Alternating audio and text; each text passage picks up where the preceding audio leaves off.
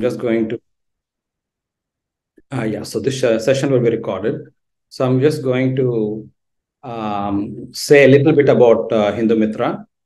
So we are what we would consider as a social and spiritual welfare organization, an NGO, and it's a nascent organization. We take pride in following Sanatana Dharma, and as we practice, we actually kind of educate one and all about the application of Sanatana Dharma in their own personal life, how it actually kind of helps them in their own journey, and how Sanatana Dharma applies in societal welfare as well.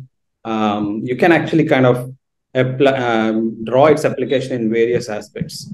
So our activities usually range from meeting, particularly going to sections of society where they are financially deprived or educationally kind of deprived, or even where health needs are not very well met. We also take time to reach out to the particularly the villages where culture is still kind of very well kept. For instance, we take part in bhajan programs and also the cultural events around the festive times. So it's in a way enhancing what is already there. It's not that we are inventing anything new. It is just that we are actually helping to sustain what we already have. So that said, I'm going to stop there about talking about Hindu Mitra. And now I'm going to introduce our guest, who is a young techie, as I said, in the flyer. So her name is Aparna Tatavarti. I'm going to pin her. So maybe I should. I think it's better to have both of us pinned for now. So Aparna is IT professional. She works for an American company, educated from Vishakhapatnam, and spent a few years, I think 7 years in America, and thereafter moved back to India to I think wanting to live here in India as much as I understand. So good luck to her for that. So that's a little bit of introduction, but I don't want to say more than that. I'm sure Aparna herself will reveal a lot more about her own journey. All that I can say is that she is inspiring, and I'm hoping that she will be able to inspire one and all, particularly the youngsters around. Okay, so it's an interview. I'm going to ask a few questions. Aparna, just take it easy. It won't be a job interview, but Okay. so I would appreciate if the rest can stay muted so that we don't have any disturbances and enjoy the conversation that we're going to have. Perfect. Okay, Aparna. So my first question to you is, uh,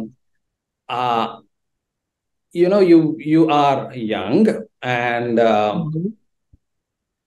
I'm going to find out a little bit about your take on, really, is there a need for somebody to have a spiritual inclination, or is it just a farce? Is it just made up?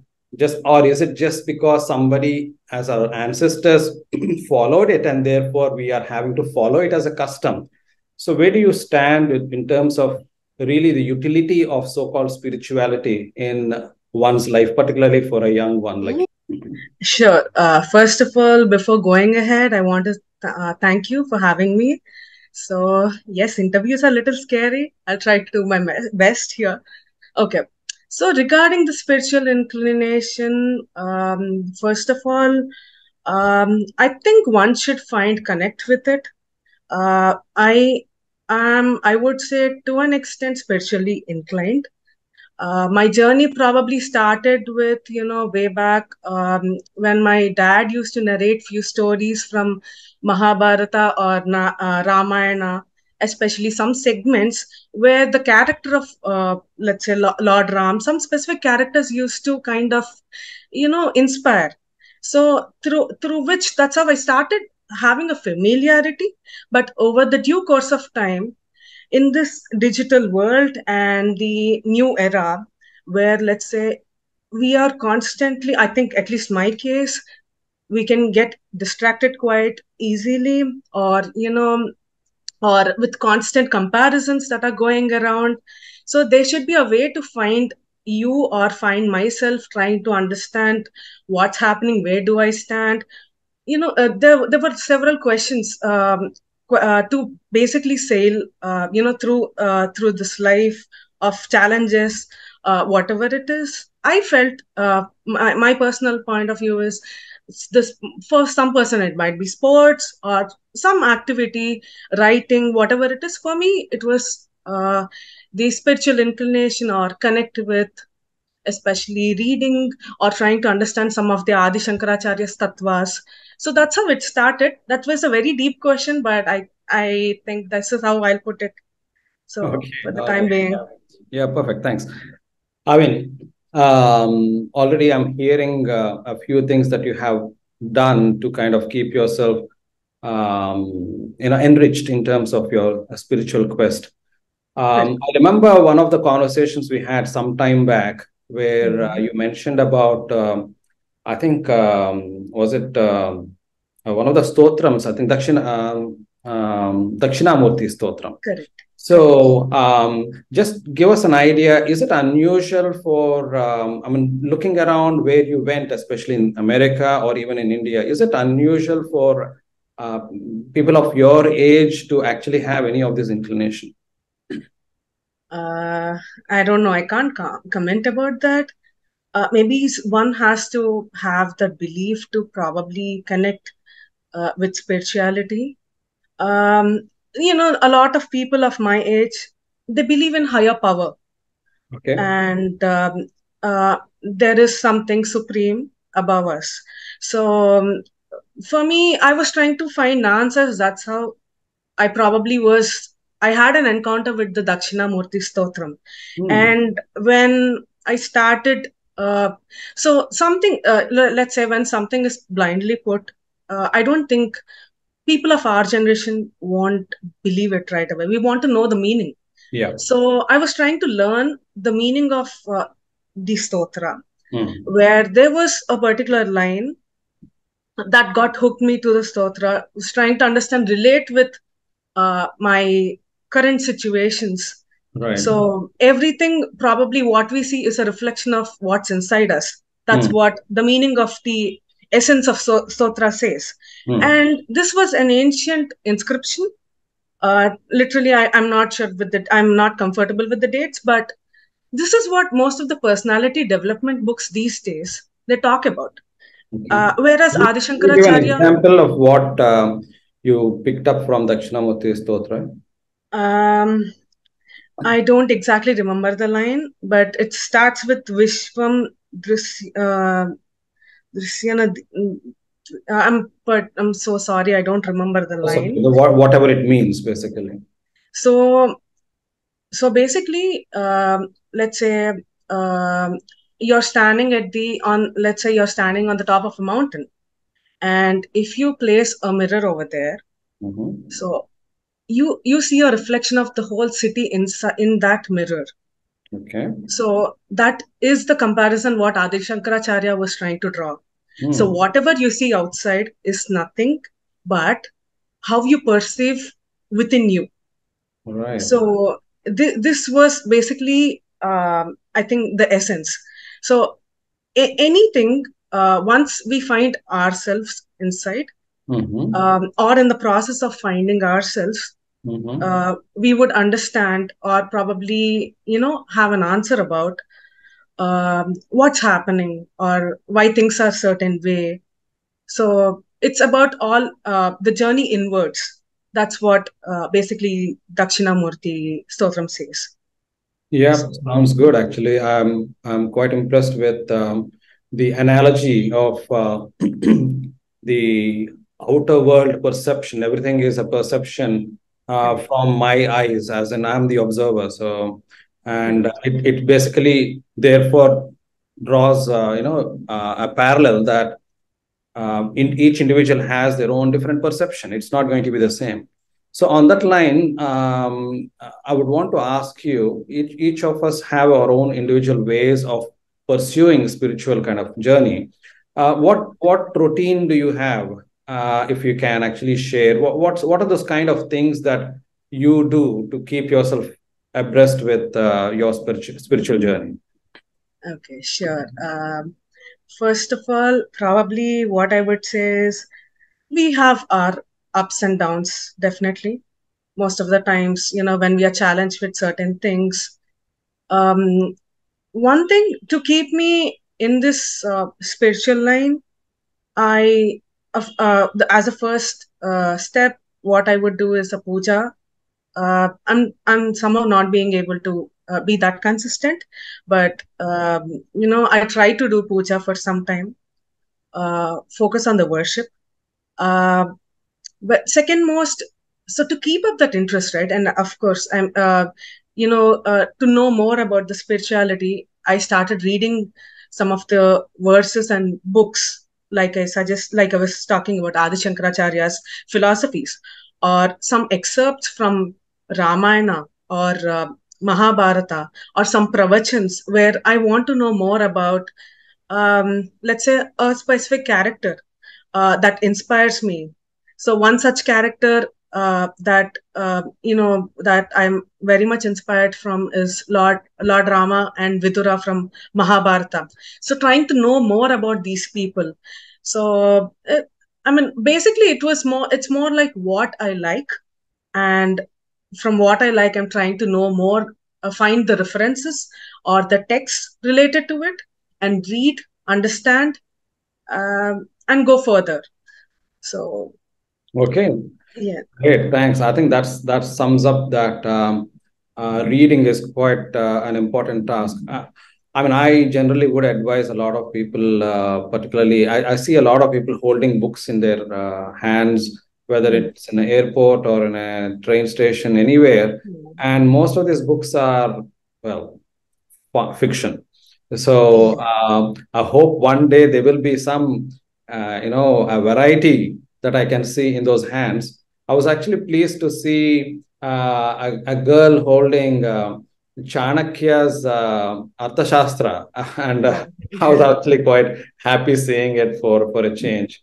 So yeah, that's great. Thanks a lot. I think what we're going to do now is we'll move ahead to the subject matter, which is the your pilgrimage. Now, okay. I know for sure that you have traveled quite a lot. You've done some trekking as well in the United States. So, just tell us about it. I mean, do you have a natural kind of inclination to travel, have adventure, and whatnot? So, just tell us about what you have done in America. Yeah, sure. Yeah, I'm a more of an outdoor person. I would love to travel, and I connect a lot with the mountains, especially. Mhm. And that's how my inclination for trekking has started. And most of the times, I try to do the solo treks Mhm. every weekly once when I was in the US. These solo treks helped me a lot, especially during my job search phase. It was very stressful, where I used to constantly have a dialogue or a conversation with myself. So there were a lot of questions and that run around our mind, right? So that's how it started. And then I later realized trekking is a greater therapy rather than probably just a physical sport, which keeps you which is, of course, it has benefits of keeping you fit and all. So it gives me that personal connect with myself and trying to know more about myself. So that's how I started. And yes, I was able to do the Angels Landing and the Yosemite Half Dome, so which is a hike of I would say 17 miles hike. So slowly and gradually with the small mountains, and I was trying to try to do the bigger ones. So travel and trekking definitely was that was what I did 7 years rather than, yes, of course, focusing on my job. But these were the getaways. So yeah. Yeah, there seems to be a message in the chat box saying people are unable to join. I don't know what is happening. I think I can probably help you with that. It has Hindu Mitra space today. I think people were trying with Well, it's just we don't need a password. They just need to join using the link, but even the link is not working, is what I heard.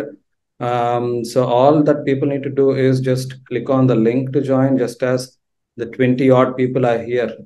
So I'm not too sure what has happened, but I don't want to trouble the others who are already here. Let's go Mhm. ahead. Okay, Apan, I'm going to ask you about your pilgrimage now. Yeah. Okay. So, Yes. can I call it pilgrimage or is it a tour? I Or, would call a spiritual retreat rather than a pilgrimage, maybe. okay, what's the difference?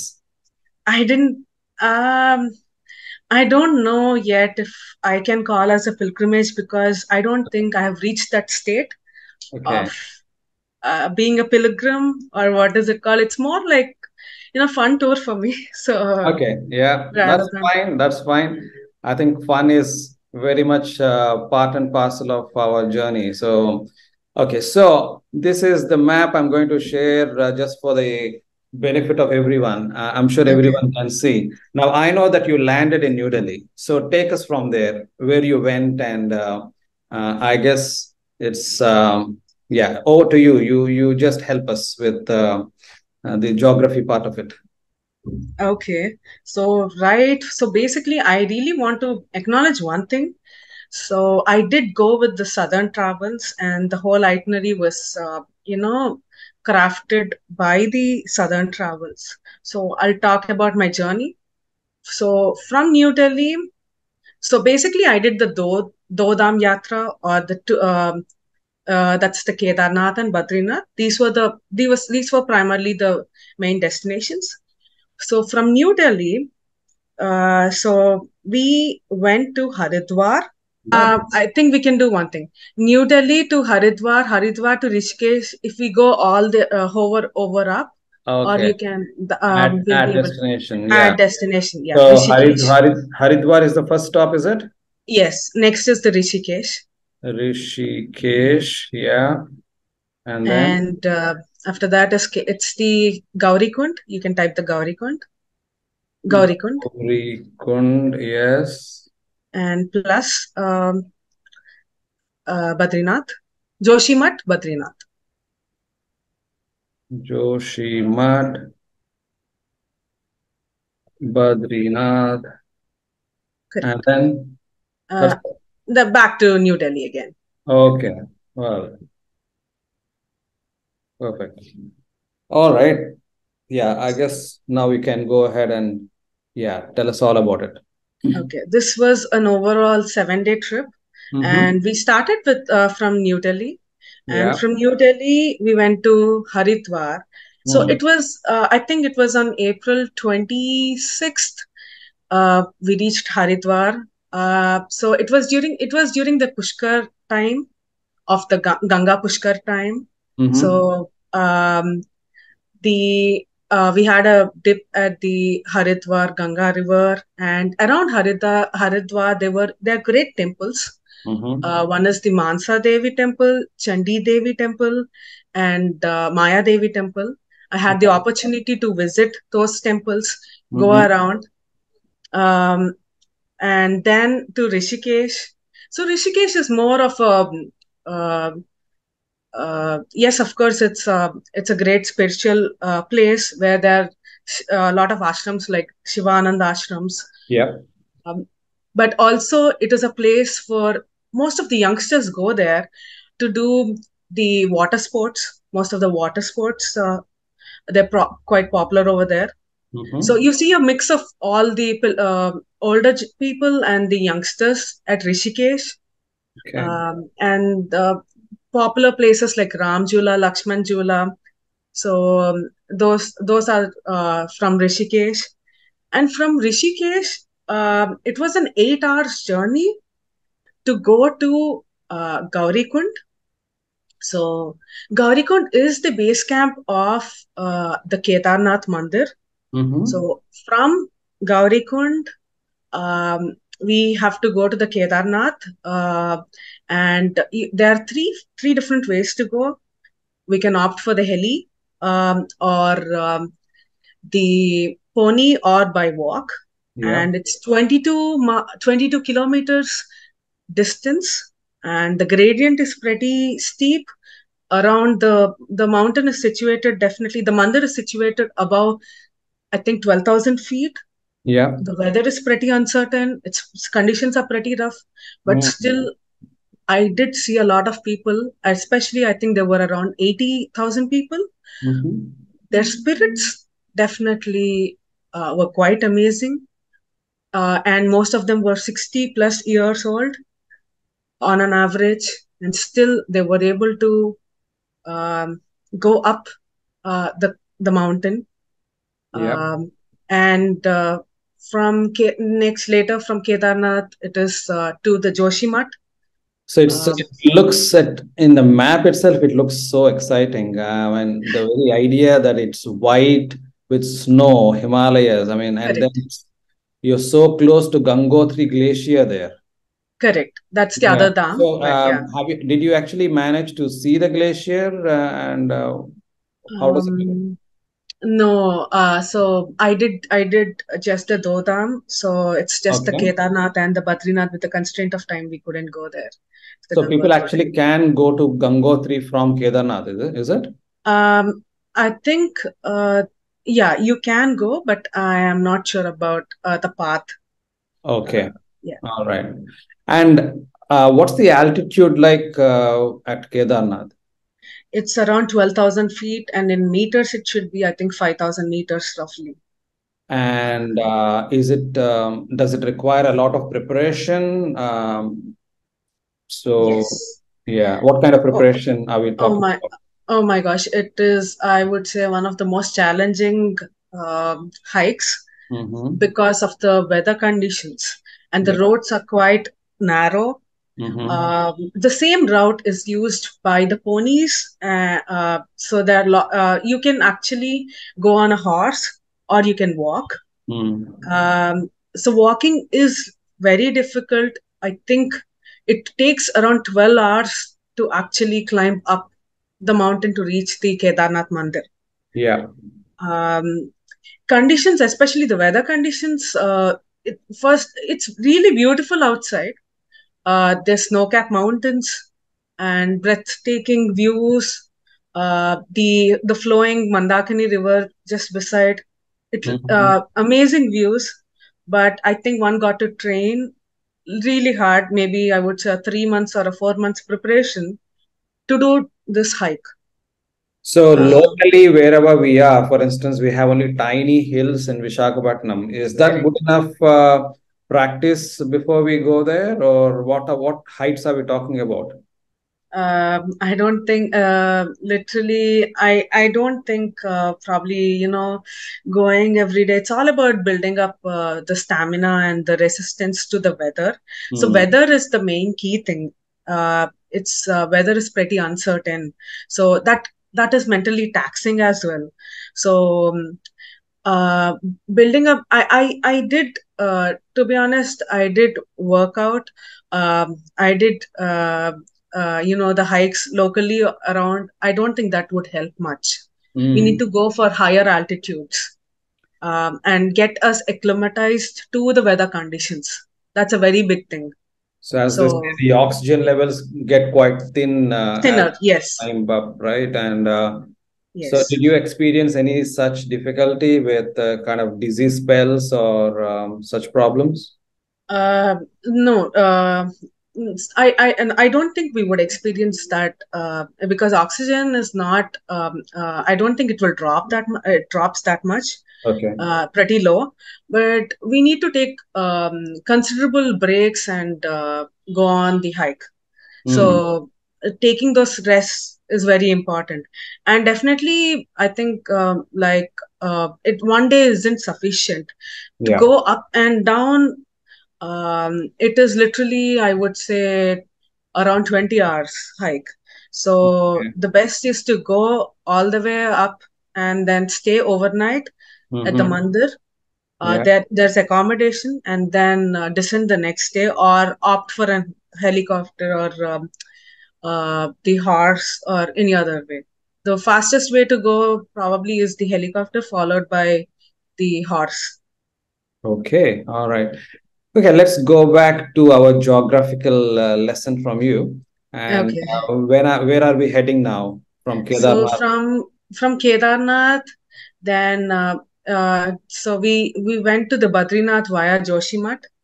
Okay. So Joshimath is the place where Adi Shankaracharya has established um, the one of the he has established the mutts in each part of the Andhra, sorry, each part of the in India.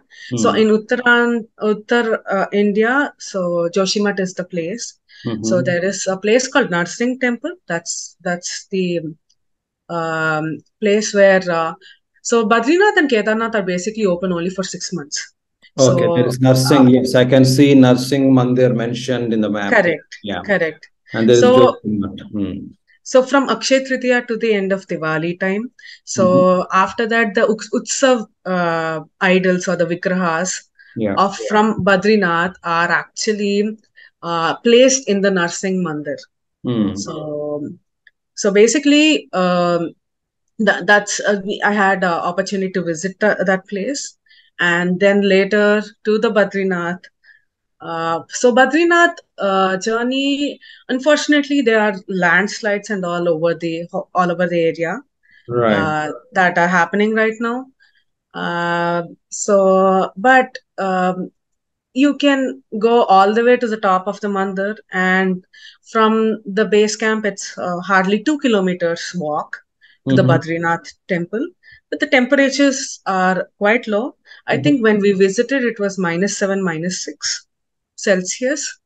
So Okay. we need to probably prepare and carry warm clothing, more of warm clothing to Badrinath, and especially when we are going to Kedarnath. Yeah. So, Yeah. Yeah. so So, how different was this journey of yours compared to your treks that you undertook, in the United States? So how different is this? Is this the same, or is it any different? uh, yeah, so I'm talking about difficult to qualitative, answer, but the purpose rather than the yeah, the yeah, purpose matters. So there it was, yes, both the places are extremely beautiful. yeah. I think you can't take your eyes off. It's that beautiful. Um, the rivers or the air, especially, keeps you alive, and the mountains, the snow-capped mountains, everything. So it's not just the beauty, Yeah. uh, the nature's beauty. Definitely, of course, it's worth seeing, but this is the place to connect more with yourself and the belief, um, which probably would originate from a belief where you should have the belief to actually go further and seek. It's more of a self introspection journey, I would say, Mm-hmm. where you're trying to know connect more with the god. Yeah. And I feel these places have the Uttarakhand, especially, it's popularly known as the Dev Bhumi. It has some higher power. And I think you'll probably, I felt that I was able to connect. So everyone's experience might be different. So Right. yeah. So let's hear those in a short while. Why don't you Okay. share? I know that you have put together some pictures for us, so maybe you can share those. And then I really want you to spend some time reflecting on your own personal experiences of any of those interesting kind of anecdotes that you can share. Sure, sure, definitely. So let me go ahead and share my screen and Yep. talk about. So okay, I'm going for the slideshow. Are you able to see my screen? Yep. Okay. So yeah, I've titled this as the spiritual retreat. So The left one that we see is taken from the Rishikesh, and the right one is the Narsing Mandir from Joshimath. Okay, so my first stop was at Haridwar. So this is the Harka Pauri. So the Ganga, um, the point where you can go and take a dip in the Ganga River. So it's the view from one of the bridge over there, and so I had the opportunity to attend the morning Ganga Aarti. So this is the best I could get of the picture. So Can you we, just give us a visual kind of impression of what exactly Ganga Aarti is all about? uh, yeah. So I think around 6 o'clock in the morning. Um, so the ritual starts where um, they light the diyas and probably offer to the Ganga Mata. Mm-hmm. So that's what we see, two people, sorry, three or four people standing there and offering prayers to Ganga Mata. Mm-hmm. So this was taken around 6 o'clock in the morning. Okay. Um, Okay. and um, this one is the Chaya Devi Mandir, Mm-hmm. which I had visited, and the below one is uh, the aerial view of the Haridwar Haridwar Ganga River point. Right. Okay. Mm-hmm. So so from there we went to the Rishikesh. So this was the Ram Jula I was talking about. This is the natural hanging bridge. Mm-hmm. Um, so So a that's lot of what. people there. They're not Yes. scared. They're not scared that it's a hanging bridge and it's not going to give way. Yeah. Yeah, Well, I'm sure there is superb engineering involved in it. Yeah. I believe so. um, and there's a lot of rafts over here. People do rafting as well. Yeah. So, so um, yeah, This looks majestic. Yes. yes, Water is quite it's green. quite Is that how it beautiful. looks? Sorry. The water looks quite green, right? Is that how it looks? Yeah, that's Yeah. how it is, and the flow is also pretty, I think, fierce, Mhm. especially even in the afternoons. So it's pretty beautiful. I don't think. I think I would probably say, yeah, definitely no camera can do a justice, or uh, no sensor can do anything. Only I think you have to go there and experience to understand how beautiful it is. Yeah. So. I sometimes wonder when we actually carry cameras with us and we are so busy clicking pictures, and then you come away from that place, you actually missed the connection, the heart, the connection that it actually can leave a lasting impression on your heart, on your mind. Uh, True, so sometimes it actually works the other way. I think it's best to kind of keep the technology aside for at least a little while for us to enjoy the moment. true. I agree. Something that's what probably we need to detox Yeah. from the uh, technology. So yeah, this is one. So the next was the Kedarnath. So Kedarnath is definitely the abode of it. It is the abode of actually Himavan and Parvati Devi. Mm-hmm. So there are legends which say that the Himalayas are the abode of basically, Himavan, and who is the lord of mountains, and Parvati Devi is born to Himavan. Um, so, Gauri Kund is the starting point to go on the way towards Kedarnath. So the Mm-hmm. one we see here, right? It's at the starting of the Gauri Kund, where this is the Mandakini River that flows. So this is the place where it is said goddess Parvati Devi did tapas for Shiv, Yeah. and so from there's a long shot view of the snow-capped mountains, so which is actually the Kedarnath, where it's totally surrounded with the snow-capped mountains. So and this is the mandir. This is the best I could get. Um, and also to the mandir there is Beam Sila and Adi Shankaracharya's statue. So So what's the other one you said apart from Adi Shankara statue? Beam Sila. So it is Is said that that during the the one 2000. in the chat? Somebody is asking about Beam Rock. Is that the one?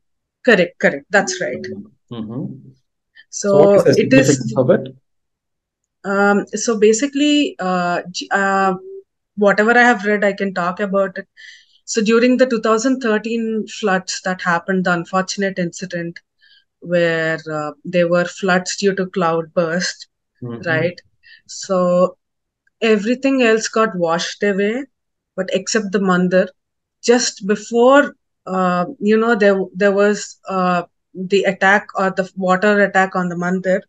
So there is this beam sila that had actually landed all the way right before the mandir, which prevented from mandir being washed away.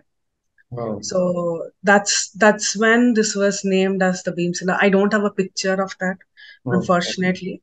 Is it So huge or is it what? it's quite huge. I think it's of the length of this dimension you see, right? Mm-hmm. The mandir dimension. Yeah. So let me try to get a picture of It's this. a new edition there. It wasn't there before. Correct. Yeah. 2013 onwards. Yeah. Yeah. Okay. So that's overall, I think, what we get to see in Kedarnath.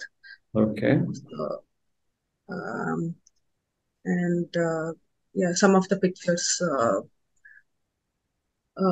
Next is the Joshi Mat Nursing Mandir. This was the Nursing Mandir I was talking about, Mm-hmm. where nursing, I think they call Lakshmi Narasimha Swami as nursing. Most of them, that's how it's called over there. Yeah. So we have a Lakshmi Narasimha Swami statue. Mm-hmm. It's mainly for that, and this is the place where Badrinath idols, Badri Vishal idol is placed over here after the temple closes, the shrine, Badrinath shrine temple closes. Mm-hmm. So, Is this the place I believe recently Adi Shankara statue was built? Was it here or? I don't think it was here. I think it was the Kedarnath. Modi has inaugurated, and Yeah. yeah, that was at Kedarnath, as far as I Kedarnath. know. Okay. Yeah. All right. Mm-hmm. It looks beautiful. The picture. This is the picture I. It's amazing. Yeah. Unfortunately, I think for sure we have to be there to experience. But this the picture it doesn't do any justice. Literally, it's 50% of what we are seeing over there. Right. So Right. it's Yeah. majestic. Uh, I think it's magical just being there. Right. Mm-hmm. Yeah. It, Between those huge, humongous, tall mountains, I think you know it's you can't do anything but stare at them. That's it. yeah. Yeah. That beautiful. Yeah. And the Badrinath next. So some of the glimpses on the way to the Badrinath. So It's so a, the way is totally. I think whole of the 6 hours while I was in the bus journey, I was just looking outside like a kid, Mhm. admiring the beauty of the meandering rivers and the clouds, the passing clouds among those mountains. So it was that beautiful and breathtaking. Mm. And Yeah, it's a beautiful picture though. Yeah. Hmm. yeah, and so the Badrinath place, interestingly, it shares, but so basically the part where the Badrinath is located shares the border with the China and the Tibetan regions. So Mhm. there is influence, the Tibetan influence in the temple structure, and you see a lot of people also. So over there. So this is unlike the traditional any of the Indian temples that we would see. And this picture was taken around, at 4 o'clock in the morning, where I had the opportunity to attend the Maha Abhishekam, which is done for the Badri Vishal. Mhm. So it was simply, yeah, beautiful. And so, and apart from this one, there is Tapt Kund, which is the hot natural spring. I Mhm. don't have that picture also. So Mhm. it's extremely, extremely hot. Um, but once you get into that, I think it's far better than any, maybe I shouldn't draw this comparison. Um, yeah, it's jacuzzi, so far better than anything. So it's, I think, um, really, really um uh, great experience. Hmm. You've been Um, there. You've been into the hot spring. I didn't completely, but yes, I went there. So Okay. it was Okay. extremely hot. So Okay. I mean, you and don't get scalded, is it? no, no, no, we Okay. don't. It Okay. the temperatures outside are definitely pretty low as well, but um, there were a lot of crowd over Hmm. there. So yeah, and other than that, there's Brahma Kapalam also, where uh, a lot of people they offer. I think they do the Pinda Pradhanam to Okay. their ancestors and forefathers who. So that's one place. So that's about the probably around Badrinath area.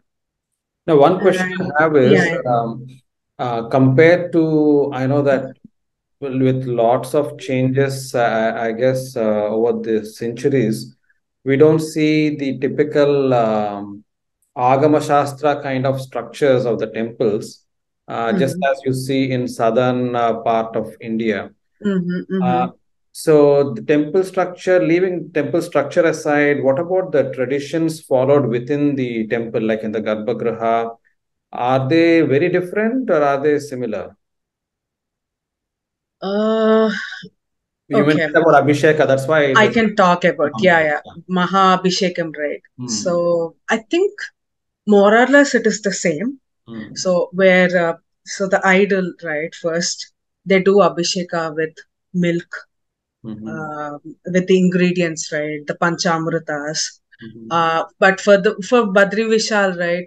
So they did with milk, water, and applied chandan. Mhm. So later, uh, after the Abhisheka is performed, dressed up. So basically, Vishnu is Alankara Priya. Mhm. So the on the top of Badri Vishal, there is a the crown. It resembles a lot like so you get a feeling you're seeing a lot Lord Venkateshwara. So how the in like totality if completely the alankaram is done that the feeling which we get, right? Mhm. So overall the methods are same, maybe here and there there's slight differences, I would say. I mean, what overall the structure is same, whatever we South Indians and they have followed here. So Right. I didn't have the chance to see the Kedarnath Abhishekam, Mm. so I can't talk about, I don't know how different that is, but this one I felt it's pretty much the same. So Okay. going with the Vishnu Sahasranamam, they were chanting the Vishnu Sahasranamam Mhm. during this Abhishekam time. So all the rituals were being performed. Well, I can imagine a heavily spiritually charged atmosphere over there with all the chanting. Oh yeah, definitely. Yes. I had the opportunity to stay in the Garpagodi for some time as well. So Mhm. that's when I witnessed uh, this one. Okay, perfect. Yeah. I know that you have some more pictures to show. Yeah. So probably the next one is the Sangams. That's the popular, probably the geographical aspect that we can talk about. So it's very interesting. So the light colored one we see, right? I don't know whether you guys are able to figure it out or not. So Mhm, this is the Alkananda River, and this one is the Dhauli Ganga. mhm, So this is called the Vishnu Prayag, where both of them are they meet, and this is called the Vishnu Prayag Sangam, and the flow into the tributary, one of the Ganga tributary, ultimately, sinking at the Dev Prayag, and finally going towards the Haridwar. mhm, So this is one of the Sangam. There are five Sangams over there. Um, but I think on the way I could see the Vishnu Prayag and the Dev Prayag. So this is the Dev Prayag, where ultimately this one, the resultant tributary is the Ganga. So here one is Bhagirathi, and the other one is Alkananda. mhm. Okay. So this is another Sangam. So I think we have Karnaprayag, where there is a river flowing from China. Um, Inder, I get Pinder, and Pinder meets uh, uh, Alkananda, Mm, so forming into another Ganga tributary. mhm. So these are quite the sangams, and yeah, some other pictures probably on the way. So the Manna village, it's the first Indian village. So from when you go from Tibet to all the way go to India. So here are some pictures. This is on the way to the Badrinath again. So which is pretty beautiful and magical. So so I don't think we can even describe with words how beautiful it is. Yep. So I think I'll overuse these two terms probably. So that's why I had to say that. So Well, it's said that it's an alaukika experience. So an alaukika experience is beyond words. You can't really, our well said. words can't capture the experience, is it? So, Absolutely true. yeah. Words or any camera, nothing can Mm, um, probably show what exactly you have seen. yeah. So Now, I think only the yeah. bypass.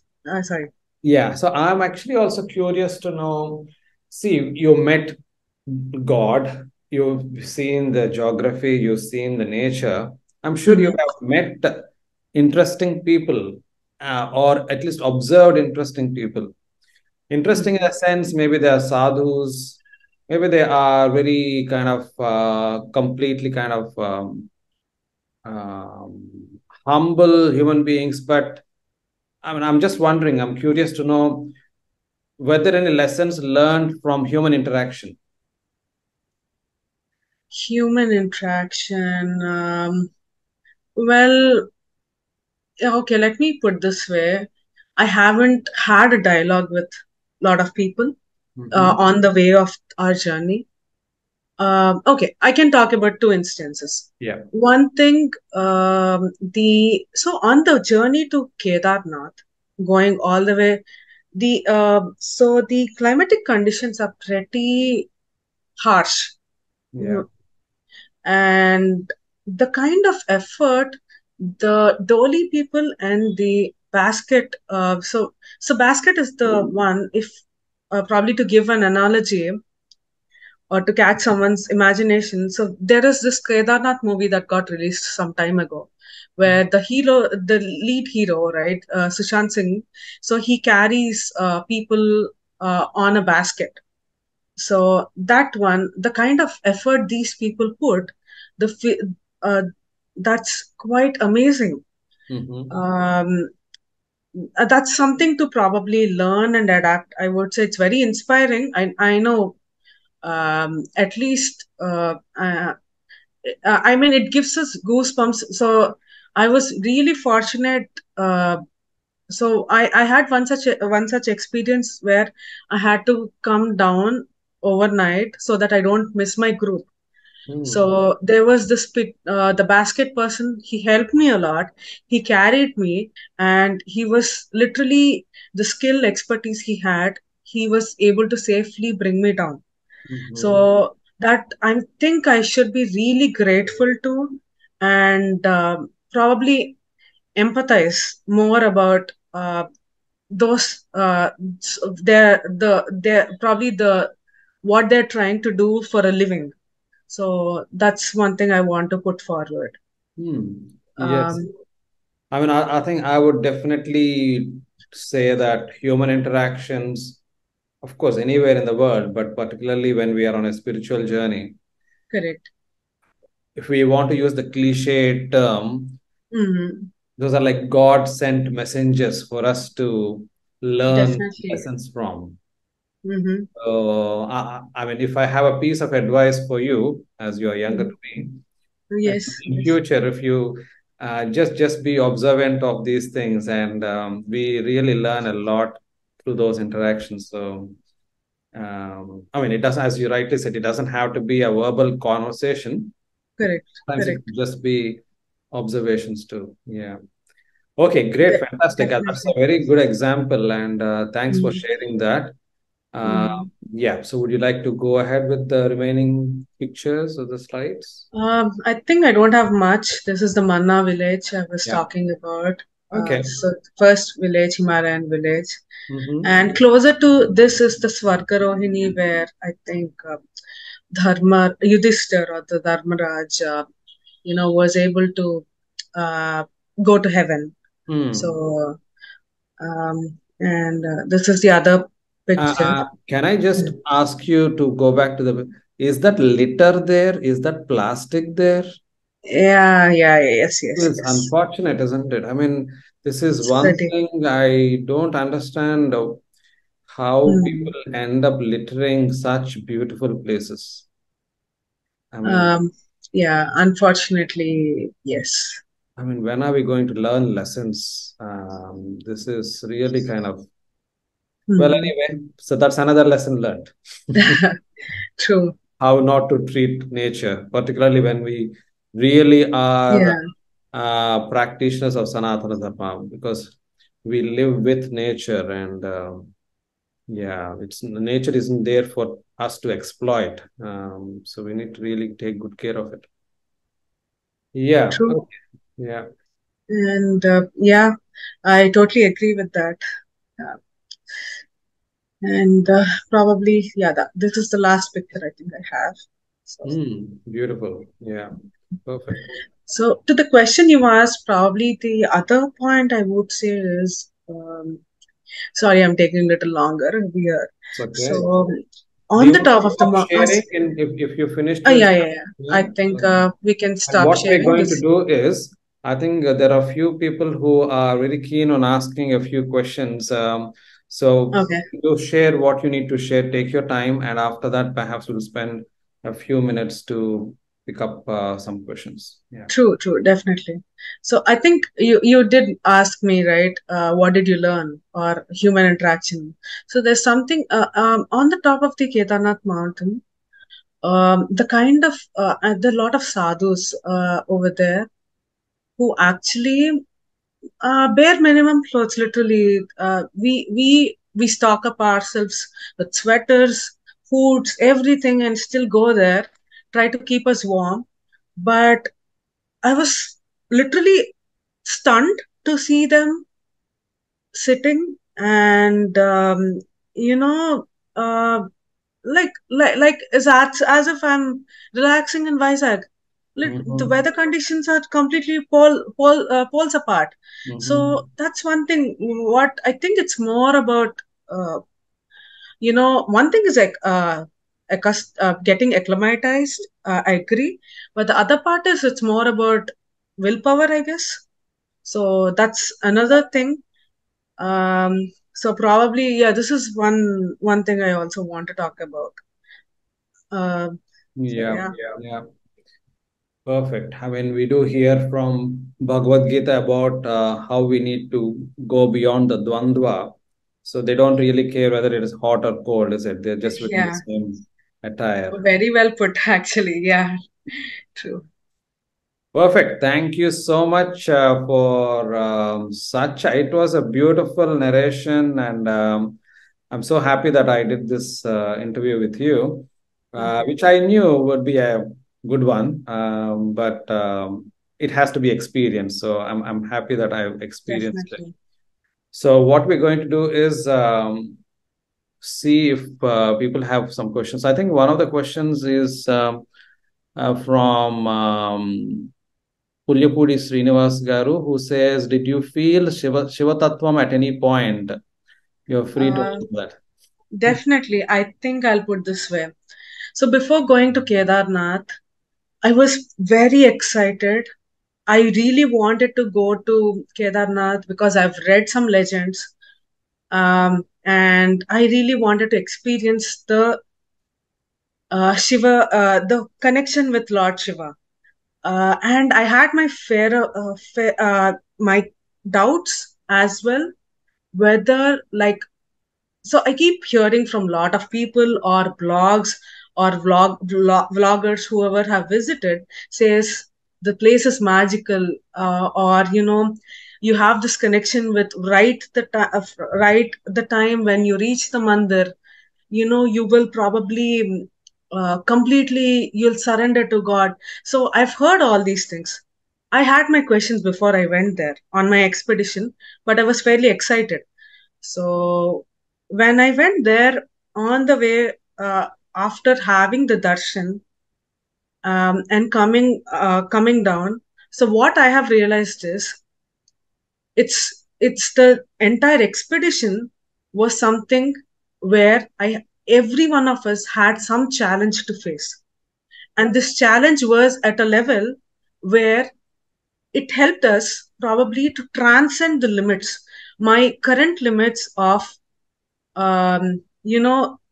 probably crossing um, the spirit the I would say in the process of evolution or spiritual awakening.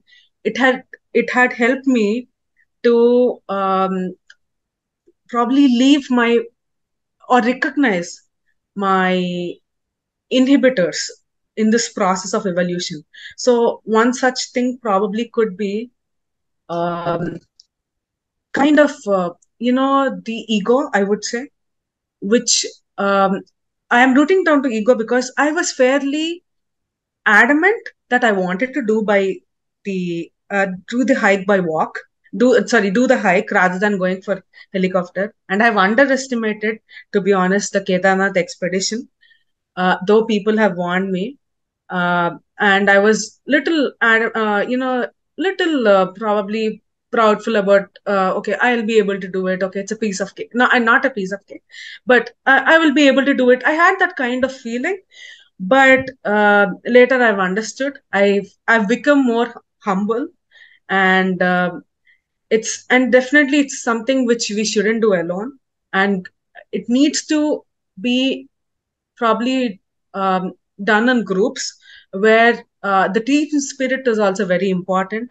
So Right. there's certain realizations I had. So Mhm. over this part where I've realized that even the challenges are something that help us in life to move, probably to change as a person, and that will help us to be a better person. So Yep. this was one thing: embrace challenges, and probably the good things as the same, Hmm. which will help us in the evolution. Yeah. So this is what I would call my Sivatatvam. So Okay. All right. Amulya has a question. How did you feel spiritually before versus after the trip? I think whatever I have said, the that sums up uh, this. So to be honest, I had to go through those challenges to get the change in me, or to to probably be a better person. So that's what I would say. Okay, all right. Now, we know that you have written a little bit on your own kind of reflections. That was in Telugu. So, why don't you help narrate that, perhaps a quick translation to English? Uh, There is a request here for you to read out the Sivatattvam that you have written. oh my gosh. If you have Really? it handy, if you have it with you, if I don't think I have it handy, but I'll share it probably. okay, Definitely, I'll share it in the group. It's in completely in Telugu. yeah, So that's fine. um, Yeah, yeah, probably I can read a line if that's sure. okay. Yeah, I'll read a line. yeah. Uh, just give me a second, please. Mm-hmm. Do you want to lower your camera? We don't see your face completely. Yeah, Um, are you able to see me right now? yeah, we can see you, but not. Oh, okay, okay, okay. I got it. Yeah, yeah, I got it. it's better. Yeah, Just give me a second.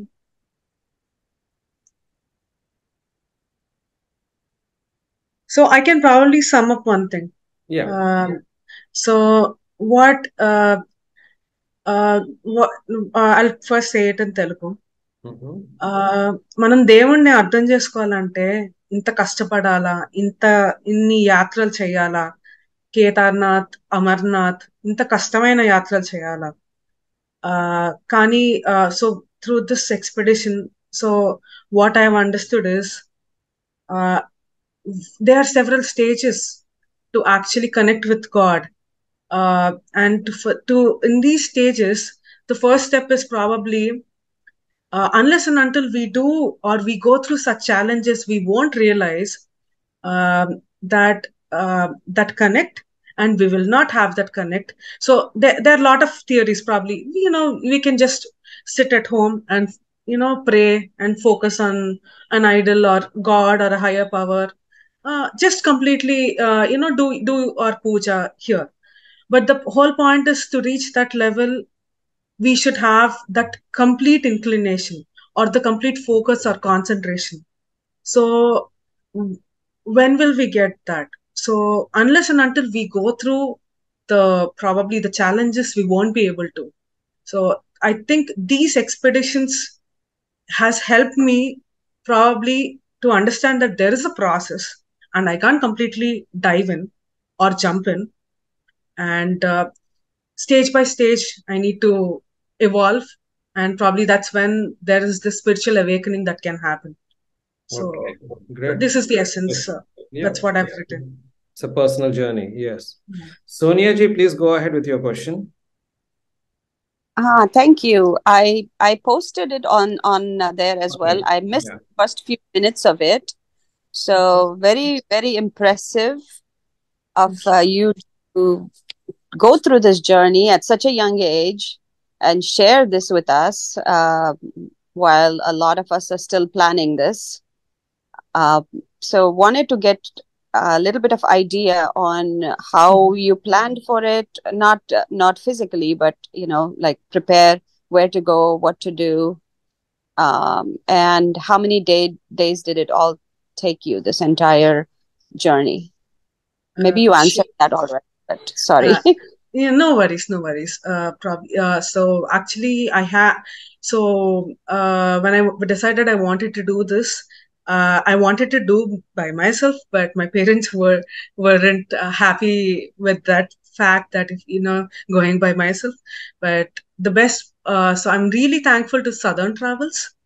So where Southern Travels package, literally, it's a 7-day package, and it's the Dodam Yatra that I have taken of Southern Travels, where they have provided the whole itinerary covering from Haridwar till the places I've listed: Haridwar, Rishikesh, Kedarnath, and Badrinath.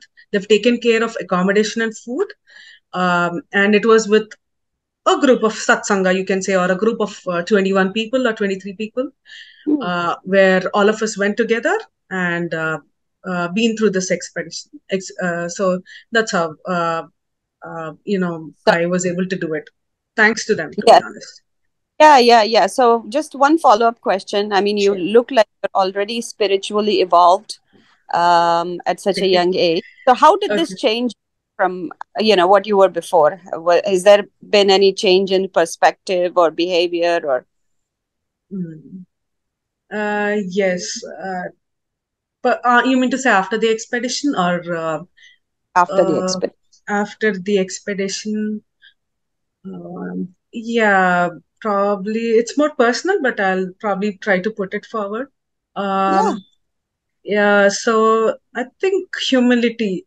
So I was lacking a lot of humility in especially certain parts where it's not arrogance, but okay, I have the feeling that I can do a lot of things. But keeping definitely, with right preparation and everything, anyone can do anything.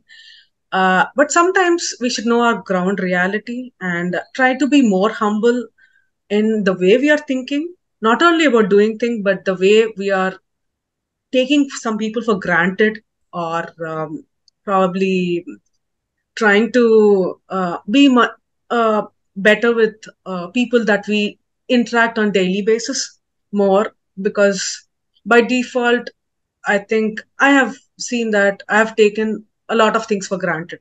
So I think maybe valuing their time little better. So I think that's one change I can probably talk about. That's very nice. Yeah, you're right about independence and um, that's what Bhagavad Gita teaches us, right? Do the best that you can, but Mhm. leave the fruits and the control to me, because success isn't in our hands all the time. True, true, true. Great job. Thank you. Thank you Thanks so for much. inspiring me. I No, think thank you. we've overshot the time. Yeah. So I guess any last words, Aparna, before we close the session? Yeah, definitely. I think I really want to thank you, Srinivas Garu, for giving me this opportunity and asking me great questions, share my experience. Uh, I feel really happy to have interacted with you and at the same time the co-participants. So, yeah, Yep. thank you so much. Sure. Thanks a lot. So thank you one and all for joining the session today. I'm sure the whole idea, I'll be very honest, the whole idea of having this session today is to inspire the young generation. Having done a lot of webinars myself, it is very difficult to find youngsters. And I keep saying it's not just here, whether it is cities or even the villages. I don't Mhm. see youngsters at all.